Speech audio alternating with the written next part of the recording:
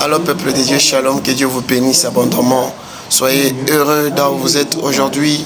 Vous savez, la première des choses et le premier miracle que Dieu opère dans la vie de son enfant, c'est le souffle de vie qu'il lui donne.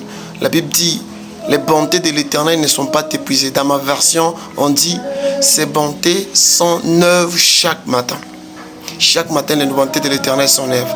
Sache qu'aujourd'hui, ce matin, il y a une bonté de l'Éternel qui est neuve pour toi. La seule chose que je te demande et la seule attitude que je te demande, c'est d'entrer dans cette bonté de l'Éternel et de lui dire merci. Vous savez, des fois, il faut savoir dire à Dieu merci, même les choses que l'on n'a pas vues. Il faut savoir lui dire merci pour les choses que l'on n'a pas encore touchées. C'est ça la foi. Une ferme assurance des choses qu'on espère et une démonstration de celles qu'on ne voit pas. Donc à chaque fois que je n'ai pas encore vu, c'est pourquoi Dieu m'a voulu. Mais si, aussi longtemps que je sais que Dieu me veut et Dieu me connaît, alors je suis rassuré que j'aurai la chose. La Bible dit, tout ce que vous demandez en priant, sachez que vous l'avez obtenu et vous le verrez s'accomplir. Le premier miracle que Dieu opère, non seulement le souffle de vie, mais il y a aussi ce que l'on appelle la grâce journalière. Chaque jour, il y a une providence que Dieu donne parce qu'il s'appelle le Dieu provident. Bien mes frères et sœurs, si tu dors affamé sur toi-même, parce que peut-être tu ne travailles pas, Dieu ne nous bénira pas nous, il bénit les fruits de nos travails.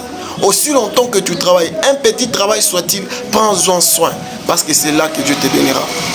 Ne négligeons pas les travaux. On dit, il n'y a pas de sot métier, bien sûr. Même Dieu aussi connaît. Qu'est-ce que tu fais? Jaillira la grâce. Ce que tu fais, jaillira une rémunération. Voilà pourquoi en ce jour, je vais te demander d'avoir cette attitude de persévérance. Persévère, frère, sœur, persévère. Mais en persévérant, n'oublie pas la grâce de Dieu. En persévérant, n'oublie pas que Dieu est celui qui t'a voulu là où tu es. Il faut toujours le dévancer. Il faut toujours mettre Dieu devant tout.